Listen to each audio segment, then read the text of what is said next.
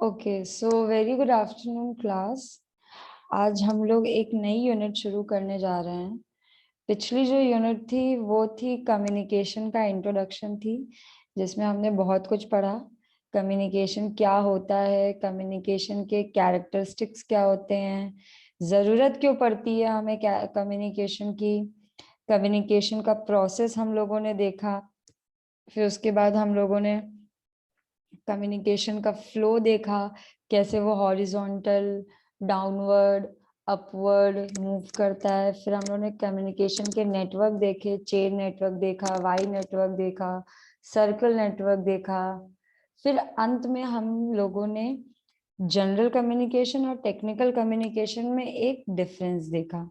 तो मैं आप ही लोग से जानना चाहती हूँ, क्या इतने में आप लोगों को कोई प्रॉब्लम है क्लास? पहली यूनिट में किसी को भी कोई दिक्कत? मैम अभी तक नहीं मैम। अभी इसलिए नहीं है ना बेटा, क्योंकि अभी तो तुमने देखा ही नहीं ना उस पीडीएफ को खोल के, है ना विजय? मैम देखे हैं मैम, एक्चुअली मैम अभी रिवाइज नहीं किया है, अब डाउट रहेगा तो आपसे क्लियर करेंगे। अच्छा ठीक है, कोई दिक्कत वाली बात नहीं है, क्योंकि बहुत इजी है और आप लोगों ने सब कुछ बहुत थॉरली पढ़ा है।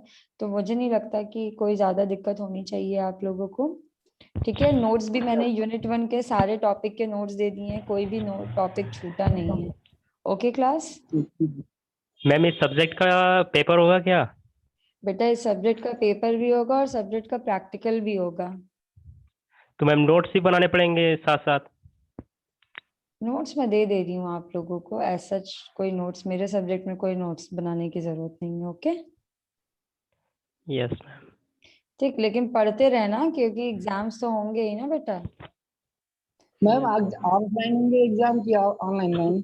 अब बेटा वो सिचुएशन के अकॉर्डिंग देखा जाएगा। अब इस पे मैं इस समय कोई कुछ भी नहीं कह सकती ना, क्योंकि अभी तो हम लोग 10 दिन पहले तक सब बच्चे ऑफलाइन ही आ रहे थे, है ना। यस अचानक मैम। से ऑनलाइन होना पड़ा, तो अभी कुछ कहा नहीं जा सकता है कि क्या होगा कैसे होगा। समझ रहे हैं आप लोग? Yes ma'am. हम्म, ठीक। तो यहाँ तक आप लोगों को कोई दिक्कत नहीं होनी चाहिए। अगर हम लोग कम्युनिकेशन की बात करें तो हम सब जानते हैं कम्युनिकेशन क्या होता है। कम्युनिकेशन जब अपने विचार एक व्यक्ति दूसरे व्यक्ति को शेयर करता है, तो इस पूरी प्रक्रिया जो भी इस समय उत्पन्न होती है, इसी को हम कम्युनिकेशन कहते हैं। ठीक, लेकिन कम्युनिकेशन कब सही माना जाता है? कम्युनिकेशन उस समय सही माना जाता है जब मैसेज को भेजने वाला मैसेज रिसीव करने वाले को सही मायने में उस मैसेज का मतलब समझा पाए, है ना। मतलब अगर सेंडर और रिसीवर हैं, तो जो पूरा कम्युनिकेशन है वो तभी सही माना जाएगा जब सेंडर उस मैसेज को सही प्रकार से रिसीवर तक पहुंचा दे और रिसीवर उस मैसेज को उसी तरीके से समझ के रिप्लाई करे। जैसे मैंने आप लोगों को यहाँ पे एक एग्जाम्पल दिया था, वो राजा के हाथी वाला एग्जाम्पल दिया था, याद है सबको? Yes ma'am. कुछ बच्चे क्लास में थे क्या बेटा? ठीक, कुछ बच्चे क्लास में थे तो आप लोगों को पता होगा, बाकी तो बहुत सारे बच्चे उस दिन क्लास में नहीं थे। तो यहाँ उस एग्जाम्पल में भी मैं यही समझा रही थी कि कम्युनिकेशन सही होना कितना जरूरी है। क्योंकि अगर कम्युनिकेशन सही नहीं हुआ, कम्युनिकेशन गलत हुआ, तो उसके रिजल्ट भी नेगेटिव भी आ सकते हैं कभी कभी। इसीलिए बहुत जरूरी होता है कि कम्युनिकेशन हमेशा इफेक्टिव तरीके से हो। ठीक, तो अगर कम्युनिकेशन को इफेक्टिव ना होने देने का सबसे बड़ा रीजन होता है बैरियर्स। बैरियर्स का मतलब क्या होता है क्लास, किसी को पता है? Yes ma'am. बताओ बोलते समय थोड़ा देर रुक के बात करना और हिचकिचाना, या फिर बात कर रहे हैं मैं कुछ और ध्यान। हाँ ठीक, देखिए बैरियर्स का मतलब होता है बाधाएं। बाधाएं मतलब वो सारी बाधाएं, वो रुकावट जो आपके मैसेज को सही ढंग से पहुंचने ना दे।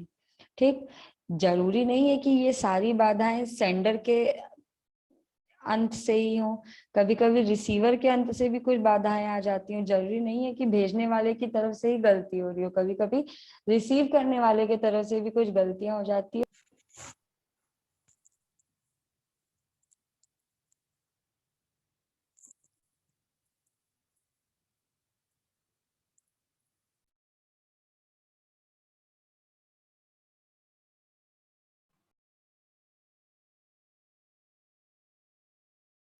हाँ जी, सॉरी क्लास, मैं for some reasons network issue की वजह से क्लास से बाहर हो गई थी।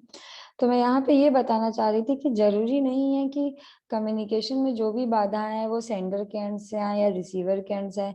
कभी कभी कुछ ऐसी बाधाएं आ जाती हैं जिसपे ना सेंडर का बस चलता है ना ही रिसीवर का बस चलता है, और वो हम उसको कंट्रोल भी नहीं कर सकते। ओके, सो आज हम कुछ ऐसी बाधाओं के बारे में ब्रीफली पढ़ेंगे कि वो कौन कौन सी बाधाएं हैं जो कम्युनिकेशन प्रोसेस के दौरान आती है, जिससे कम्युनिकेशन में गैप आ जाता है, कम्युनिकेशन डिस्टॉर्शन हो जाता है। और साथ ही साथ हम ये भी देखेंगे कि वो कौन से मेजर्स हैं, वो कौन से तरीके हैं जिनको हम फॉलो करें तो इन बाधाओं से हम निकल भी सकते हैं। ठीक, the very first kind of barrier which we have to discuss is physical barrier. Okay, कोई मुझे बताएगा फिजिकल बैरियर से क्या समझते हैं आप लोग? Anyone class? ट्राई किया कीजिए, गलत ही बोला नो कीजिए, बस मैम। बोलने की कोशिश किया कीजिए। हाँ बोलो बेटा दिवाकर। यस मैम, नहीं आ पाता है। फिजिकल नहीं है बैरियर में ऐसा पता, हो सकता है अच्छा। कि जैसे मैम आमने सामने फेस टू फेस हम कोई बात पहुंचा दें, और अगर वो काफी दूर पे है तो मैम उसमें कुछ भी बैरियर आ सकता है। मैम अपना मैसेज अगर उस तक पहुंचा रहे हैं तो कोई भी। एग्जैक्टली ठीक। देखिए, फिजिकल बैरियर से मतलब होता है वो चीजें जो फिजिकली हमारे सामने प्रेजेंट हो, उन चीजों की वजह से बैरियर हो जाता है। जैसे कि अगर दो पार्टी, सेंडर और रिसीवर, बहुत क्लोज डिस्टेंस पे खड़े हैं तो वो बातें सुन सकते हैं, लेकिन यही कहीं अगर सेंडर काफी दूर खड़ा है रिसीवर के तो वो कितना भी चिल्ला के बोलेगा उसको बात नहीं समझ में आएगी। और जब हमारी बात नहीं समझ में आती है उस समय कम्युनिकेशन क्या हो जाता है? बाधित हो जाता है। वीक हो बाधित हो जाता है। जाता है, डिस्टॉर्टेड हो जाता है, राइट। अगर हम और यस बात मैम। अगर हम और ज्यादा इसमें डीप इनसाइड जाएं तो जैसे कि हम कहीं ऐसी जगह पे खड़े हैं जहां बहुत शोर हो रहा हो। ठीक, अब उस शोर में किसी ने हमें कॉल कर दिया या कोई हमारे सामने बैठा हो, तो उस समय भी हम उसे कितना भी मैसेज कन्वे करने की कोशिश करें, लेकिन एक्सटर्नल नॉइस की वजह से उसको बातें समझ में नहीं आती हैं। और जब बातें नहीं समझ में आती हैं तो कम्युनिकेशन क्या हो जाता है? डिस्टॉर्टेड हो जाता है, बाधित हो जाता है। Getting it class? ठीक, फिर फिजिकल में ही हम और ज्यादा डीप इनसाइड जाएं तो इन्वायरमेंटल स्ट्रेस। ठीक, कहीं पे क्या होता है कि आप कोई ऐसे कमरे में बैठे हैं, फॉर एग्जाम्पल आपकी क्लास चल रही हो, ठीक, आप लोग का रूम जो है वो बेसमेंट में है। सबको पता है बेसमेंट थोड़ा सा वेंटिलेशन कम होता है ना, वहां थोड़ी घुटन ज्यादा होती है। अब उसी में जब एसी बंद हो जाता है, फैन बंद हो जाता है, तो क्या होने लगती है? अंदर से घुटन होने लगती है, घबराहट होने लगती है, राइट। तो उस टाइम पे अगर कोई आपको कोई मैसेज दे रहा हो, कोई पढ़ा रहा हो, कोई कुछ समझा रहा हो, तो आपको क्या समझ में आता है? No ma'am. नहीं समझ में आता है ना। मतलब ये चीज क्या है कि सेंडर के एंड से भी गलत नहीं है, रिसीवर के एंड से भी गलत नहीं है, लेकिन जो फिजिकल एनवायरनमेंट है हमारे साइड में वो इतना ज्यादा स्ट्रेसफुल हो गया है कि हम चीजों को वहां नहीं समझ पा रहे हैं। ओके, जैसे बहुत ज्यादा गर्मी होती है तो सब कहते हैं कि सर बहुत गर्मी है, मैम बहुत गर्मी है, प्लीज आज मत पढ़ाइए, कुछ समझ नहीं आएगा, है ना। वो इसीलिए क्योंकि स्ट्रेस, एनवायरमेंटल का स्ट्रेस हमारे ऊपर इतना ज्यादा रहता है कि हम चीजों को समझने में असमर्थ होते हैं। Okay, now the next type of physical is subjective stress। ठीक, environmental stress तो वो स्ट्रेस होती है जो environmental की वजह से आती है, जैसे गर्मी हो गई, बिल्कुल बुरा वातावरण हो गया। लेकिन सब्जेक्टिव स्ट्रेस वो स्ट्रेस होती है जो कहीं ना कहीं पर्सन से रिलेटेड होती है। मतलब कि किसी बच्चे को क्लास में बहुत नींद आ रही हो, ठीक, आपकी सब सर दर्द हो रहा है, आपकी तबीयत नहीं सही है, कभी कभी हम कफ सिरप ले लेते हैं जिस कफ सिरप को कंज्यूम करने से हमें बहुत ज्यादा नींद आ रही होती है। होता है क्लास ऐसा? यस मैम, होता होता है है। मैम। है ना। तो इन सब टाइम भी जब हमें कोई कुछ मैसेज कन्वे कर रहा होता है, हमसे कम्युनिकेट कर रहा होता है, तो हम उसकी बातों को पूर्ण रूप से समझने में थोड़े से असहमत हो जाते हैं। ठीक, और इसी में और आगे बढ़े तो जो मीडियम से हम बात कर रहे हैं, जैसे अगर हम मोबाइल फोन से बात कर रहे हैं तो मोबाइल फोन में अगर नेटवर्क खराब है तो वो भी कहीं ना कहीं हमारी बातों को पहुंचने नहीं देता है क्लियरली। ओके, सो ये सारे थे फिजिकल बैरियर। अब बताइए किसी को कोई दिक्कत है फिजिकल बैरियर में? कुछ नहीं नहीं समझ आया? Ma'am. Class I just want to know from you all कि आप लोगों को समझ में आता है कि आप लोग ऐसे ही यस मैम कहते हैं? मुझे समझ में आ रहा है। हेलो हाँ बेटा बोलो। मैम, ये 4th नंबर पे जो लाइन की है मैम, ये कंफर्म कर दीजिएगा। Receivers unfamiliarity with the medium. Okay, देखिए receivers unfamiliarity with the medium का मतलब ये होता है कि जैसे मुझे आपसे बात करने के लिए बोला गया कि जूम के थ्रू आपको मीटिंग करनी है, बच्चों से बात करना है, ठीक। अब मुझे जूम चलाना ही नहीं आता, मुझे पता ही नहीं है कि जूम में कैसे बच्चों को कनेक्ट करेंगे, कैसे उसको ऑपरेट करेंगे, या तो फिर अगर कोई मुझे बहुत हाई टेक्नोलॉजी वाला टेलीफोन दे दिया, मोबाइल फोन दे दिया, अब मुझे समझ में ही नहीं आ रहा है कि मैं कैसे इस फोन से बातें करूं, या मुझे माइक दे दी गई है, मैं माइक में बोल रही हूँ बट मेरी आवाज ही नहीं जा रही है। तो ये सारे भी एक तरह से बाधाएं होती हैं जो हमारी बात को रिसीवर तक जाने से रोका करती हैं। क्लियर? समझ आया बेटा? Yes ma'am. सबको समझ में आ गया? Yes ma'am. ठीक है, चलिए अब नेक्स्ट टाइप के बैरियर की तरफ मूव करते हैं जिसका नाम होता है साइकोलॉजिकल बैरियर। ठीक, साइकोलॉजिकल का से आप लोग क्या समझते हैं? साइकोलॉजी क्या होती है?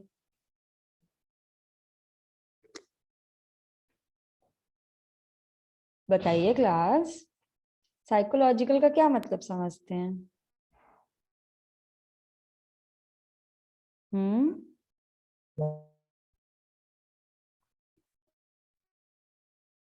साइकोलॉजिकल का मतलब होता है वो चीजें जो कहीं ना कहीं इंसान की साइकोलॉजी मतलब उसके ब्रेन से रिलेटेड हो, उसके माइंड से रिलेटेड हो। Getting it? उसकी माइंड और Yes, उसकी ma'am. सोच को मिला के साइकोलॉजिकल चीजें निकल के आती हैं। ओके, तो साइकोलॉजिकल बैरियर जो होता है उसमें जो सबसे पहला बैरियर होता है उसको कहते हैं frame of reference. Frame of reference का मतलब ये होता है कि हम किसी व्यक्ति को देखते ही उसके प्रति अपने दिमाग में एक इमेज बना लेते हैं। ठीक है, हम इमेज क्या बना लेते हैं? हम इमेज ये बना लेते हैं कि इस व्यक्ति को तो कुछ नहीं आता है, इसकी तो शक्ल देख के ही लग रहा है इसे कुछ नहीं आता होगा। ओके, तो जब एक्चुअल में हम उस पर्सन से मिलते हैं तो हम अपने दिमाग में एक बैरियर बना लेते हैं कि इसकी बातें हमें नहीं समझनी है। ठीक, इसका और सिंप्लीफाइड वर्जन मैं आप लोगों को बताऊं और अच्छे से, अगर आपको और दूसरा कोई एग्जाम्पल दूं, तो जैसे कि हमारे दिमाग में एक धारणा होती है कि जो चाइनीज लोग होते हैं वो बहुत इंटेलिजेंट होते हैं, वो बहुत टेक सेवी होते हैं, है ना? एक धारणा होती है कि चाइनीज लोग टेक्नोलॉजिकल वाइज बहुत स्मार्ट होते हैं, है ना? Yes, हम ma'am. Yes ma'am. दूसरी धारणा हमारे मन होता में है, होती है कि जो अमेरिका के लोग होते हैं वो बहुत रिच होते हैं, बहुत पैसे वाले अमीर होते होते हैं। हैं।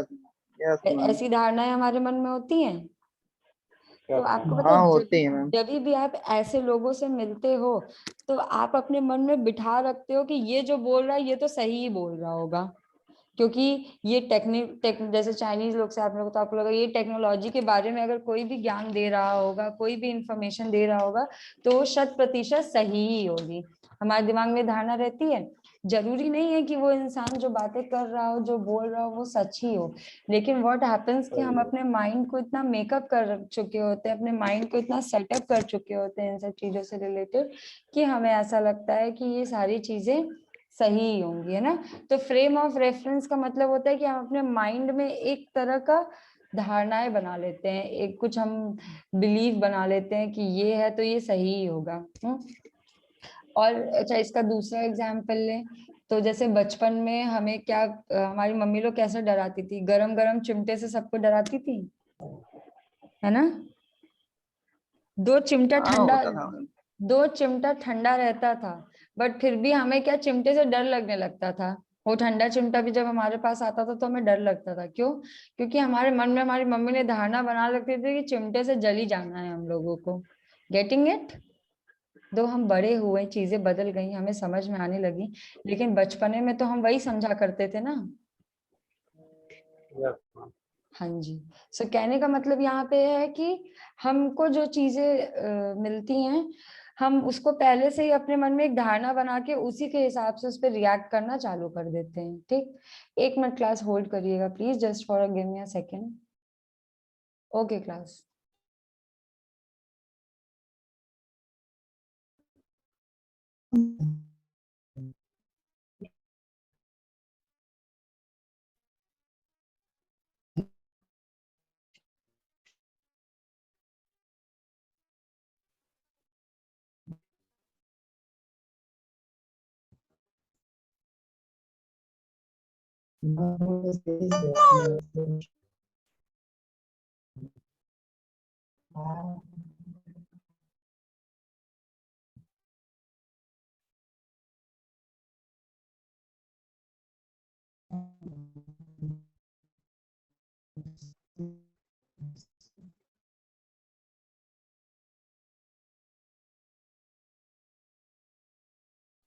ओके क्लास, तो हम लोग डिस्कस कर रहे थे साइकोलॉजिकल बैरियर में पहला होता है फ्रेम ऑफ रेफरेंस। तो किसी को कोई डाउट फ्रेम ऑफ रेफरेंस में? ना मैम। एक सेकंड, हेलो। Yes ma'am.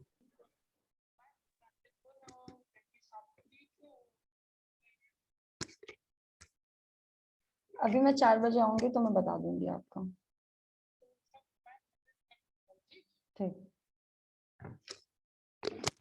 जी। नेक्स्ट होता है सेल्फ इमेज। सेल्फ इमेज का मतलब होता है अपनी इमेज, अपना सोच, है ना। कभी कभी हम अपनी सोच, अपनी चीजों को लेके इतना कॉन्फिडेंस रहते हैं कि सामने वाला कितना भी सही बोले लेकिन हमको लगता है कि हम ही सही होंगे हमेशा। ऐसा होता है क्लास, बहुत सारे लोगों को होता है कि वो सेल्फ ऑब्सेस्ड होते हैं, मतलब उनको ऐसा लगता है कि जो वो बोल रहे हैं वही सच है, जो एक्चुअली में ऐसा नहीं होता है, बट फिर भी हमें लगता है ना। यस। तो ये भी एक तरह का बैरियर होता है। इसको बैरियर हम इसलिए कहते हैं क्योंकि हम कभी भी चेंज को एक्सेप्ट नहीं करते हैं। कोई बदलाव होता है तो उसको हम जल्दी से एक्सेप्ट नहीं कर पाते हैं, क्योंकि हमें लगता है हम इतने सालों से जो कर रहे थे, हम जो चाह रहे थे वही सही है। तो ये भी एक तरह का बैरियर होता है। Next type of barrier is stereotyping. Stereotyping जो होती है वो थोड़ा बहुत फ्रेम ऑफ रेफरेंस की तरह ही होती है। अगर इसको फ्रेम ऑफ रेफरेंस से थोड़ा सा अगर हटाएं हम लोग, तो स्टीरियोटाइप भी एक तरह से होता है कि किसी चीज को लेके धारणा बना लेना। ओके, मतलब कि हम किसी पर्सन से मिले, कहते हैं ना first impression is a last impression, कहते हैं ऐसा। यस मैम कहते हैं। तो इसका मतलब कि हम किसी से मिले और हमने उसको पहले इम्प्रेशन में वो इंसान हमें पसंद नहीं आया, तो मैं आजीवन उस पर्सन को लेके एक धारणा बना दूंगी कि ये पर्सन नहीं अच्छा, जो कि ऐसा ना हो सकता है फर्स्ट इमेज ऐसी खराब थी लेकिन आगे चल के चीजें बहुत अच्छी हो गई, बट फिर भी हम ये धारणा अपने मन में लेके चलते हैं और हम जो भी डिसीजन लेते हैं फिर वो उसी धारणा के हिसाब से लेते हैं। Then come field of experience. Field of experience भी एक तरह का बैरियर होता है। जैसे मैंने आपको अभी बताया कि लोगों को लगता है कि वो उस फील्ड में बहुत एक्सपर्ट हैं तो उनको सब कुछ आता होगा, ओके, बट ऐसा नहीं होता है। Next is cognitive dissonance. Cognitive dissonance का मतलब होता है जब आपका अपने दिमाग के प्रति कॉन्फ्लिक्ट हो जाए। कॉन्फ्लिक्ट का मतलब क्या होता है? Do anyone know what is the meaning of conflict? ना मैम। किसी को नहीं पता कॉन्फ्लिक्ट का मतलब क्या होता है?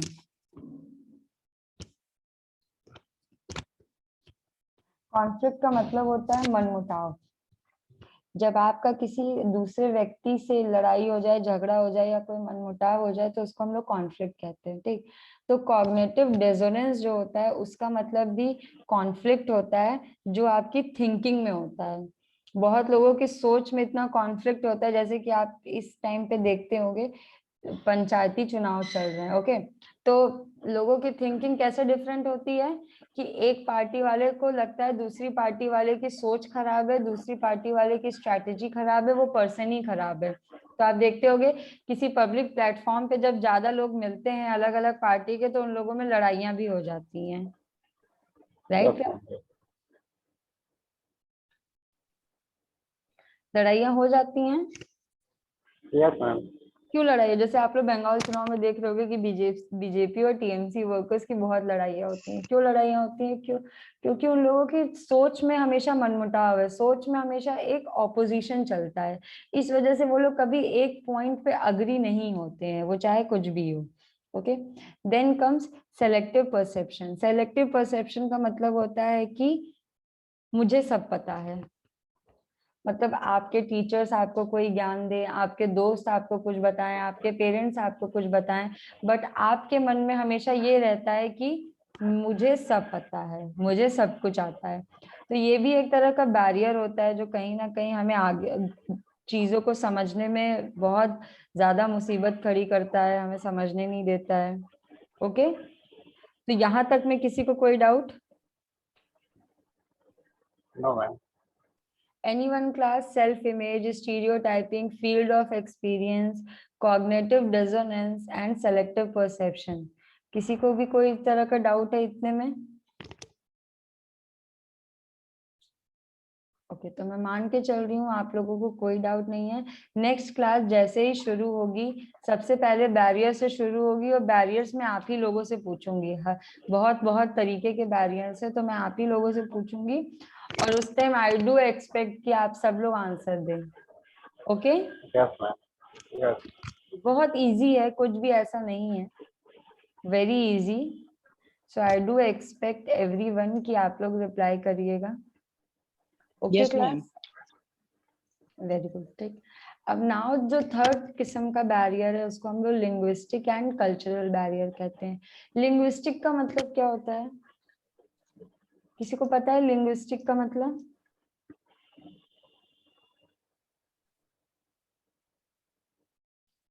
क्लास, किसी को पता है लिंग्विस्टिक का मतलब क्या होता है? Ma'am language. लैंग्वेज, ठीक। और कल्चरल का मतलब?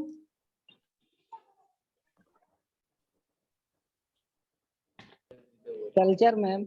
कल्चर का मतलब कल्चर, हमारी सभ्यता, हमारी संस्कृति। ओके, तो कैसे लिंग्विस्टिक और कल्चरल बैरियर इफेक्ट करता है कम्युनिकेशन को, कैसे वो बाधा क्रिएट करता है, बैरियर क्रिएट करता है, ये हम लोग नेक्स्ट क्लास में पढ़ेंगे। क्योंकि ये क्लास ऑलमोस्ट 5-6 मिनट और बाकी है, मुझे नहीं लगता कि मैं इसके सारे पॉइंट्स कवर अप कर पाऊंगी।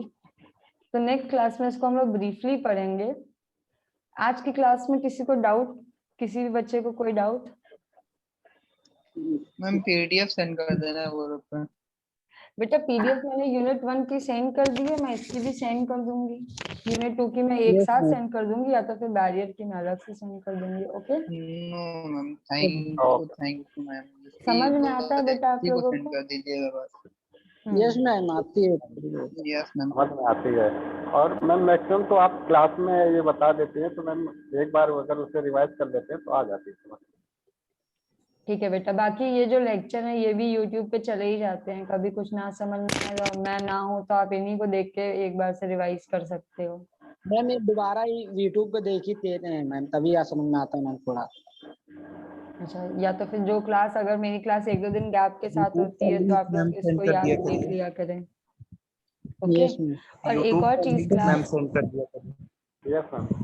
एक और चीज कि उस दिन जो भी क्लास में आप लोगों ने अनवांटेड हरकत की थी, मैं सच बता रही हूँ, बहुत अच्छे अच्छे बच्चों ने की थी, इस वजह से मुझे थोड़ा सा अपसेट हुई थी मैं। अश्वनी था, प्रिया थी, ये सब अच्छे बच्चे हैं। ओके, तो ट्राई कि आप वैसे मैम, वैसे हेलो हाँ, मैम, ये कह रहे हैं आप जूम को इसको जूम को ना लेके गूगल मीट को यूज करिएगा। उसमें मैम सब कुछ आप ही कर सकती हैं, एडमिन आप म्यूट भी कर सकती हैं, ब्लॉक भी कर सकती हैं, सब कुछ कर सकती हैं, पर जूम में ऐसा कुछ भी नहीं है मैम। हाँ, तो लेकिन नहीं बेटा मैम, सबसे मैं मीट पे ही क्लास लेती थी, लेकिन रिकॉर्डिंग मीट पे नहीं होती है। रिकॉर्डिंग इज ओनली पॉसिबल जब आप प्रीमियम वर्जन पे हो। ओके, इसमें भी ब्लॉक कर सकती हैं किसी को। रिकॉर्डिंग खाली जूम पे होती है और हम लोगों को हर क्लास की रिकॉर्डिंग करनी होती है। So that is why I am saying. ठीक है बेटा, इसलिए हम लोग जूम पे मैम डाउनलोड सारी रिकॉर्डिंग जो होती है मैम उसमें भी हो जाती है, उसके लिए एक अलग सॉफ्टवेयर डाउनलोड करना पड़ता है मैम। अच्छा ठीक है दिवाकर, चलो तो मेरे को बताना। ओके, तो मुझे अलग से मैसेज कर देना व्हाट्सएप ओके पे, मैम, ओके फिर मेरे को बताना, बिकॉज मुझे भी जूम थोड़ा सा जी प्राइवेसी मैम। वाइज भी it is not so much reliable. Okay, चलिए, ओके थैंक यू मैम। मुझे क्लास। भी मैम इस वजह से मैम बोला काफी अच्छा है मैम। ठीक है बेटा, फिर आप मेरे को बताना तो मैं उसको इंस्टॉल करके उसी तरीके से आई विल ट्राई कि मैं उसको क्लास लूँ। ठीक है, thank you class. Okay, thank you thank you ma'am. Ma'am. Okay ma'am, thank you.